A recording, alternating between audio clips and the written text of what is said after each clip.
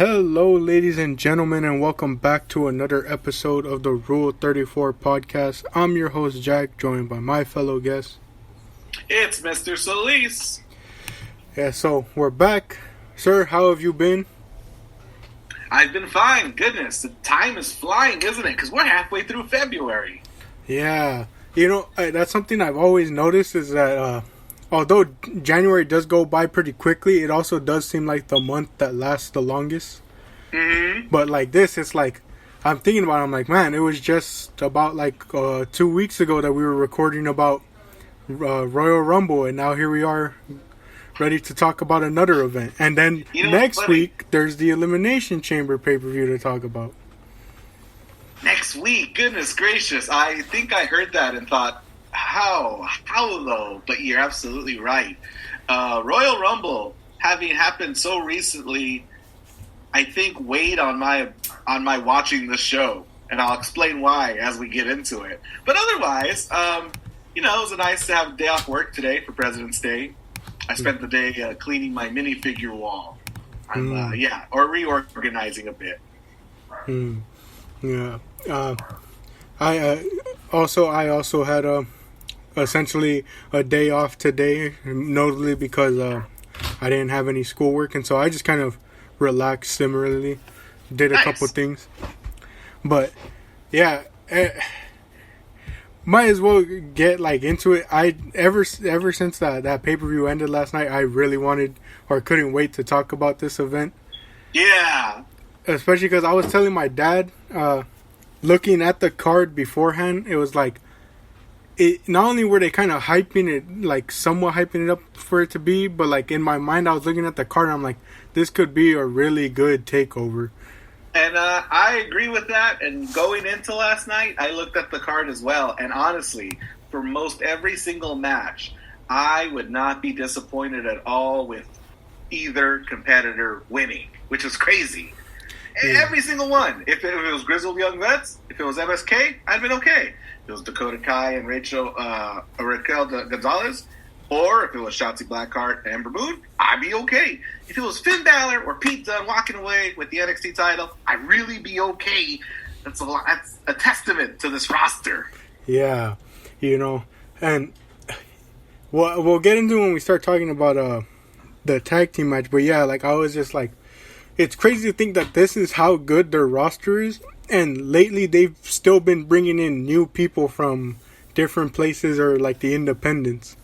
Right. Like I only tuned into the pre-show just to see like real quickly what was it about. And he has a new name now, but formerly known as Eli Drake showed up, and they later confirmed in the show that he has signed with NXT. And then there's more people being brought in. Like I think a lot of news outlets have been confirming that Taya Valkyrie now has officially signed and she's going to be with the NXT brand. I have heard that as well. So it's like, not only do they have this much of a good roster, but they're continuing to build upon and add on to it, which does give me a feeling that around Mania time we may see a couple call-ups as much as it might hurt. An astute observation, good sir. Do you know anything about Eli Drake? I know he's really good on the mic from what a lot of people tell me. Okay. Whenever somebody says he's really good whenever somebody says about somebody else that they're really good on the mic, I always worry about the in-ring stuff. Yeah. He's got a great personality. Did you catch what his name is now officially in NXT? LA Knight. Goodness gracious. What did they do to that guy? What did they do to him? Yeah, when I saw it, I told my dad, I'm like, that's the only thing I hate is that like the fact that they have to change their names because of how WWE tries to copyright like any name they use. So it's weird that like some do and some don't. Yeah. And I guess they're on a trip where they just do, Yeah. Because the Rascals came in and called themselves something different. Yeah. And Karrion Kross, he had to come in under a different name. Yeah.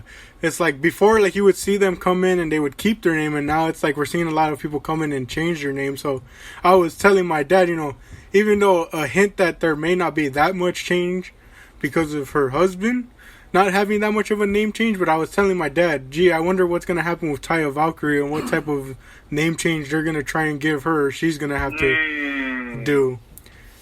Because sometimes a name change isn't that bad, but as you see, sometimes it's LA Knight. Yeah, sometimes you get a Karrion Kross, and sometimes you get an LA Knight. But so, yeah, I really thought this was shaping up to be a really good pay-per-view. And Agreed. There was a lot of concerns for me of what they were going to do booking-wise, which we'll get into. Starting off with the first match. They really hyped it up as history because, I think we see a lot of that with NXT when they talk about, like, making history because they usually are amongst the first. But so, they've had the Dusty Tag Team Cup for a while, since I believe, like, 2015-16. But now, this year, the first time ever, a women's tag team Dusty Cup.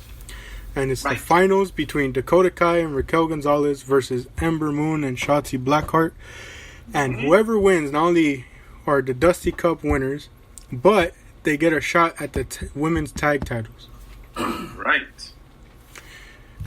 So, going into this match, as far as like what their booking choice was going to be, I was kind of torn because I was like, well, it seems like it's going to be Dakota Kai and Raquel, but then you look at who's holding the women's titles and you're like, you really think, oof.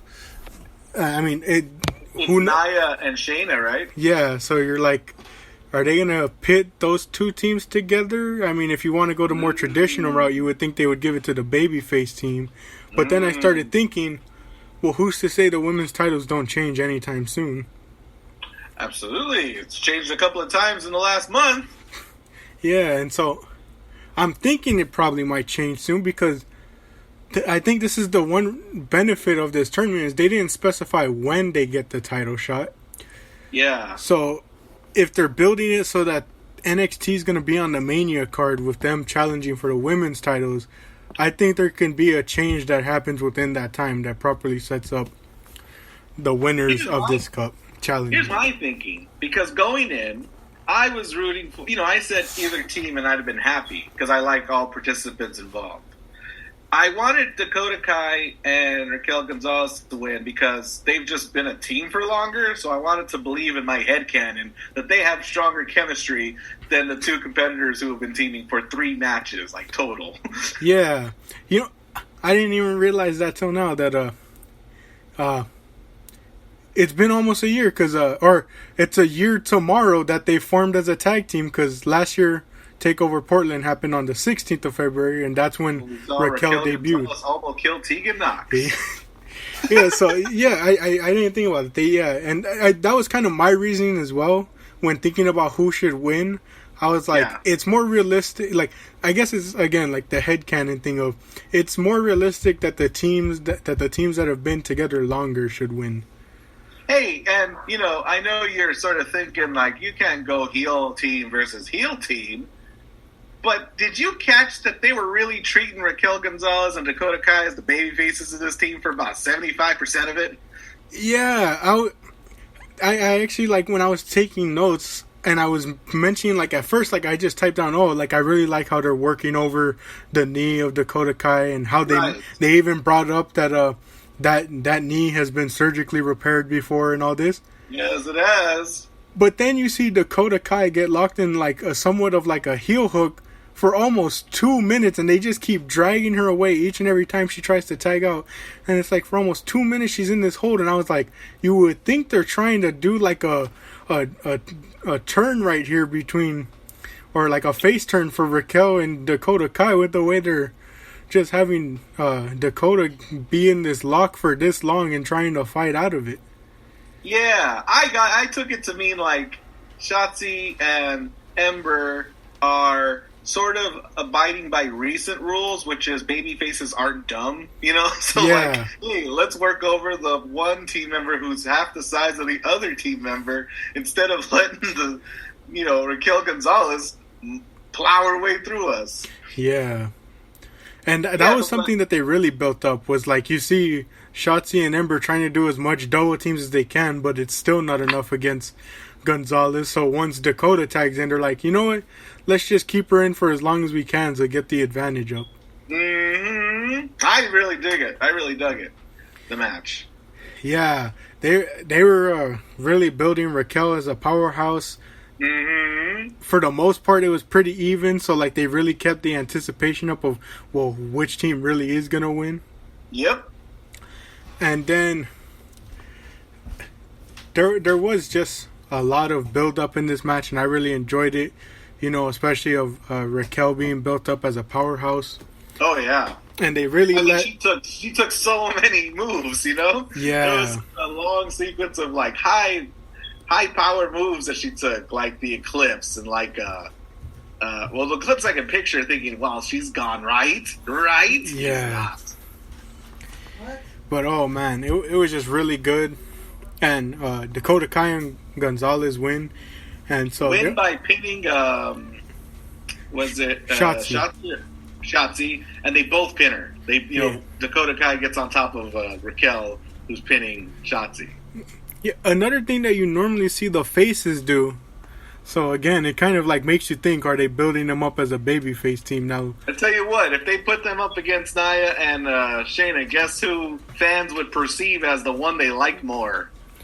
I would definitely say Dakota Kai and Raquel. For sure, it's just like by proxy. Just you got that raw stank on you. Yeah, especially because I already know a lot of that at least the NXT fans that will be tuning in. They'll remember the whole storyline between Dakota Kai and Shayna Baszler from 2019, and I know a lot of Dakota Kai fans want her to get her revenge on Baszler.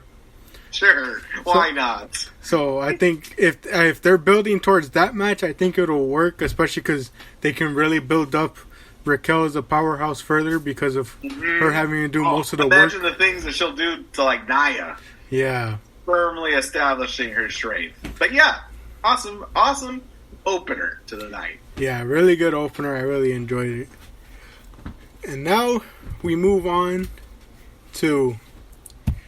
I'm not going to wait till the end to say this. What I think was up there in contention, definitely for match of the night.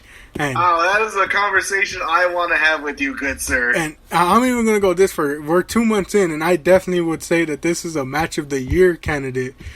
And I'm telling you right now, looking at the card, and when I saw that they booked this match, I knew it was going to be that type of contender. It's Johnny Gargano versus Kushida for the North American title. This one I was most excited about. Yeah, I was so excited for it. And the number one concern I had going into it was, are they going to give them... I knew NXT was going to give them the time because NXT always gives their matches time and gives their talent time. Uh-huh. But because of the whole thing with The Way, I was like, are they going to let this match go without too much interference? And what did they do from the very beginning? They have Dexter Lumis come and take out Austin Theory while they're making their entrance. And then when they notice, Gargano sends Indy and Candice to go looking for him, meaning it's just going to be Gargano versus Kushida, one-on-one, no interference throughout the match. Spoiler alert, no interference throughout the match. I was waiting for it. It could have happened at any time. But you're absolutely right, sir. They got a ton of time, and it was just the two of them. And it was a real barn burner.